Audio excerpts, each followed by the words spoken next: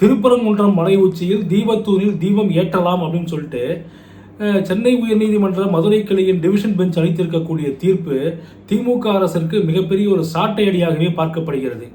அதே நேரத்தில் இந்த தீர்ப்பை எதிர்த்து மேல்முறையீடு செய்ய போவதாக சட்டத்துறை அமைச்சர் திரு ரகுபதி சொல்லியிருக்கிறார். அது அவர்களது உரிமை. ஆனால் அவர் இந்த பிரஸ்ஸை மீட் பண்ணும்போது சொன்ன வார்த்தைகள் இந்துக்களின் மனதை புண்படுத்தும் வகையில் இருக்கிறது என்பதில் மாற்று கருத்துக்கு இடம் இருக்க முடியாது. அதே நேரத்தில் தமிழக அரசு அரசியல் லாபத்திற்காக மத அடிப்படைவாதிகளை தூண்டிவிட்டு இரு சமூகத்தினிடையே பிரச்சனையை ஏற்படுத்த பார்க்கிறதோ என்ற சந்தேகமும் எழுந்துள்ளது. திருப்பரங்குன்றம் மலை உச்சியில தீபத்தூண்ல தீபம் ஏற்றலாம், நீங்கள் தீபம் ஏற்ற வேண்டும் சொல்லிட்டு திரு GR சாமிநாதன் உத்தரவிட்டிருந்தாரு. அந்த உத்தரவை எதிர்த்து தமிழக அரசு செய்த மேல்முறையீடு இரு நீதிபதிகள் திரு ஜெயச்சந்திரன் தலைமையிலான அமர்வு முன்பு விசாரணைக்கு போகுது. அவர்களும் அதை உறுதி செய்தார்கள். மீண்டும் மேல் விசாரணை நடைபெற்றது. இப்போதும் அது உறுதி செய்யப்பட்டிருக்கிறது. ஆனால் நீதியரசர் திரு GR சுவாமிநாதன் உத்தரவை எதிர்த்து விமர்சிக்கிறோம் பேர்வழி என்ற பெயரில் இந்த திமுக ஆதரவாளர்கள் திமுகவினர் மிக கடுமையாக, அதாவது நீதியரசர் திரு GR சாமிநாதனை சாதி ரீதியாக மத ரீதியாக, அதாவது இதைவிட ஒரு நீதியரசரை கொச்சையாக விமர்சிக்க முடியாது அல்லது மிரட்ட முடியாது என்ற போக்கில் திமுக நடந்துகிட்டுச்சு. இது திமுக அரசும் வேடிக்கை பார்த்தது என்பதுதான் வேதனையின் உச்சம். இந்த உத்தரவுக்கோசரமே GR சுவாமிநாதனை விமர்சித்து அவர்கள் புத்தகம் எழுதுகிறார்கள். அதில் GR சாமிநாதனை RSS அடியாள் என்று குறிப்பிட்டு அதை அவரை பற்றி ஒரு கேலி சித்திரம் வரைந்து, அதாவது இப்போ ப்ரெசண்டில் அவர் ஜஸ்டிஸாக இருக்காரு, இதை விட ஒருவரை மிரட்ட முடியுமா? மிரட்டி நீங்கள் நீதி பெறுவதுதான் நியாயமா? இதுதான் திராவிட மாடலா? அதாவது உங்களால் விரும்பாத ஒரு தீர்ப்பை, உங்களால் ஏற்க முடியாத ஒரு தீர்ப்பை, உங்களுடைய எதிர்பார்ப்பை நிறைவேற்ற முடியாத ஒரு தீர்ப்பை கொடுத்தார் என்பதனால் ஒரு நீதியரசரை இவ்வளவு தூரம் விமர்சிப்பது எந்த விதத்தில் நியாயமாக இருக்கும்? இது ஒரு அரசுக்கு அழகா வேடிக்கை பார்ப்பது? இப்போ 2 நீதிபதி ஜட்ஜி அதை கன்ஃபார்ம் பண்ணிட்டாங்கல்ல. இப்போ இந்த நீதிபதிகள் நீங்கள் என்ன செய்ய போகிறீர்கள்? அந்த மாதிரி விமர்சிக்க உங்களுக்கு தைரியம் உண்டா? திராணி இருக்கா? நீதியரசர் திரு ஜெயச்சந்திரன் தலைமையிலான அமர்வு ஒளி என்பது சிவனின் உருவம் சொல்லிட்டு தீர்ப்பில் குறிப்பிட்டிருக்காங்க. அதாவது தீபம்ன்றது சிவனின் உருவம். இதுதான் நம்ம அண்ணாமலையார ஜோதியா நம்ம தரிசனம் பண்றோம் இல்லைங்களா, அதை குறிப்பிட்டிருக்காங்க. திருமூலரை மேற்கோள் காட்டி இந்த நீதிபதி அந்த நீதிபதிகள் இந்த தீர்ப்பை எழுதியிருக்காங்க. அது மட்டும் இல்ல, சட்டம் ஒழுங்கு பிரச்சனை ஏற்படும் சொல்றீங்க, அதுக்கெல்லாம் வாய்ப்பே கிடையாது. அரசு தூண்டிவிட்டால் தான் அங்கே பிரச்சனை வரும். பொது அமைதிக்கு பங்கம் ஏற்படும் என்பதெல்லாம் வெறும் கற்பனை, அதெல்லாம் வாய்ப்பே இல்லை அப்படின்னு சொல்லிட்டு தமிழக அரசு வாயில கவ்வ கொடுத்து நறுக்கு நறுக்கு நறுக்கு அடிச்சிருக்காங்க நீதிபதிகள். தீபத்தூணில் தீபம் ஏற்றலாம் என்ற தீர்ப்பை எதிர்த்து நாங்க மேல்முறையீடு செய்ய போறோம் அப்படின்னு சொல்லிட்டு அமைச்சர் திரு ரகுபதி சொல்லியிருக்காரு.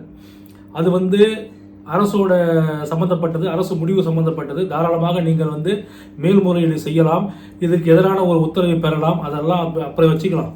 அது நீதித்துறை சம்பந்தப்பட்டது, அதில் நம்ம தலையிட வேண்டிய அவசியம் இல்லை. ஆனால் நீங்க மேல்முறையீடு செய்ய போகிறோம் என்பது சொன்னதோ நிறுத்தி கொள்ளாமல் நீங்க என்ன சொல்றீங்க? இந்த தீபமேற்றும் புனிதமான ஒரு நிகழ்வை சுடுகாட்டோடு ஒப்பிட்டு, அதாவது பிணங்களை எங்க புதைக்கணுமோ அங்கதான் புதைக்கணும், அதே மாதிரி தீபம் எங்க ஏற்றணுமோ அங்கதான் ஏற்றணும் அப்படின்னு சொல்லிட்டு ஒரு திமிர்த்தனமான வாதத்தை நீங்கள் முன்வைக்கிறீர்கள் என்றால் இந்துக்களை கண்டால் உங்களுக்கு எட்டிக்காயாக கசக்கிறது அப்படின்னு தான் அர்த்தம். இந்துக்கள் ஓட்டு மட்டும் வேணும், ஆனால் அவருடைய சடங்கு சம்பிரதாயங்களை நாங்கள் ஏற்க மாட்டோம், அவர்கள் நம்பிக்கையை நாங்கள் புண்படுத்துவோம். இது எந்த விதத்தில் நியாயமாகும்? எப்படி இது ஏற்க முடியும்? ஏன் இந்த மாதிரி நீங்க தொடர்ந்து பண்றீங்கன்னு சொன்னா திமுகவில் இருக்கக்கூடிய இந்துக்கள் நீங்கள் என்ன சொன்னாலும் கேட்டுக்கொண்டு என்ன அடித்தாலும் வாங்கி கொண்டு உங்களுக்கு கொத்தடிமைகளாக இருப்பதுதான் இதற்கு காரணம். திமுகவில் இருக்கக்கூடிய ஒரு சில இந்துக்களாவது கேள்வி கேட்டு எப்படி நீங்க எங்க மதத்தோட ஒரு சம்பிரதாயத்தை நீங்க கேள்விக்குள்ளாக்குறீங்க, எப்படி நீங்கள் எங்கள் மனதை புண்படுத்தும் விதத்தில் நடக்கலாம் சொல்லிட்டு கேள்வி கேட்க தைரியமோ திராணியோ இருந்திருந்தால் இந்த மாதிரி திமுகவினர் இந்த மாதிரி அமைச்சர் திரு ரகுபதி ஆகட்டும் இல்லை மற்றவர்களாகட்டும் பேசுவதற்கு வாய்ப்பு கிடைத்திருக்குமா? நான் மத அடிப்படைவாதி கிடையாது, நான் பிஜேபி காரன் கிடையாது. ஆனால் எல்லோரையும் போல் எனக்கும் மதத்தின் மீது நம்பிக்கை இருக்கிறது. இந்த மதத்தின் மீது நம்பிக்கை என்பது இந்துக்களுக்கு மட்டுமல்ல, இஸ்லாமியர்களுக்கும் உண்டு, கிறிஸ்தவர்களுக்கும் உண்டு, ஜெயினர்களுக்கும் உண்டு, புத்தர்களுக்கும் உண்டு, எல்லாருக்குமே இருக்கு, சீக்கியர்களுக்கும் உண்டு. அப்படி இருக்கும்போது என்னுடைய மதத்தை இல்லை என்னுடைய வீட்டை ஒருவர் இகழ்கிறார் என்பது எனக்கு கொந்தளிப்பாக இருக்கத்தான் செய்யும், கோபம் வரத்தான் செய்யும். அதை நாங்கள் வாக்குகளாக காண்பிப்போம். நீங்கள் திமுகவுடைய இந்துக்கள் எல்லாத்தையும் வாங்கி கொண்டு கையை கட்டி கொண்டு கொத்தடிமைகளாக இருப்பீர்கள். திரு ரகுபதியின் பேச்சு முருக பக்தர்களின் வயிற்றை நெருப்பை கொட்டியுள்ளது.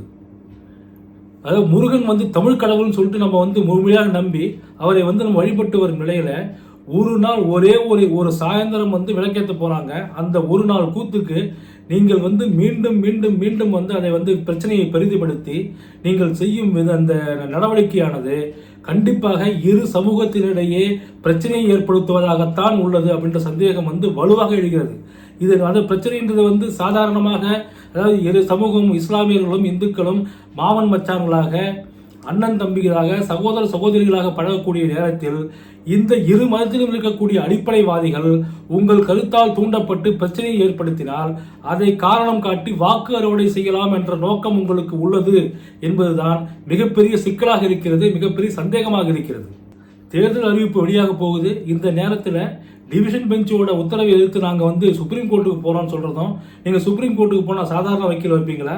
ஒரு வக்கீல் 30 லட்சம் 40 லட்சம் ஃபீஸ் வாங்கக்கூடிய வக்கீல் வைப்பீங்க. அந்த வரிப்பணத்தில் எடுத்து, எங்கள் மக்கள் வரிப்பணத்தில் எடுத்து அந்த ஃபீஸ் கொடுப்பீங்க.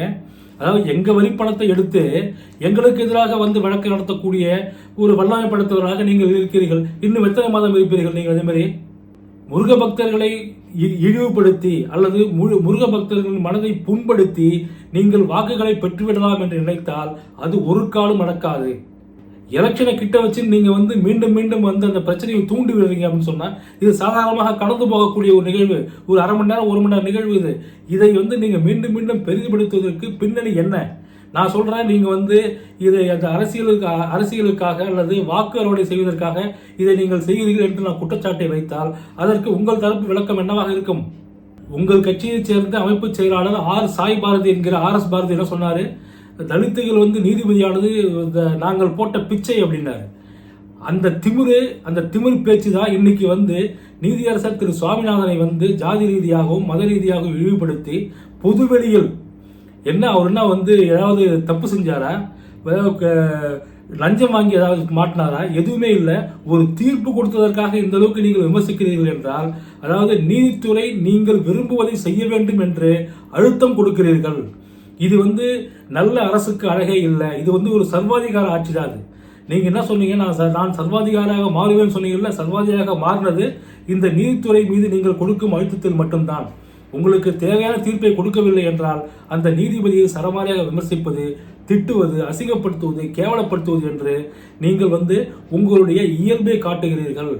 தீபத்தூரில் தீபம் ஏற்றக்கூடிய ஒரு புனிதமான நிகழ்வை சுடுகாட்டோடு ஒப்பிட்டு பேசிய அமைச்சர் திரு ரகுபதிக்கு வெளிப்படையான ஒரு சவாலாக நான் கேட்க விரும்புவது என்னவென்றால், நீங்க இந்த இந்து நிகழ்வை சுடுகாட்டோடு ஒப்பிட்டு பேசுறீங்க, சரி.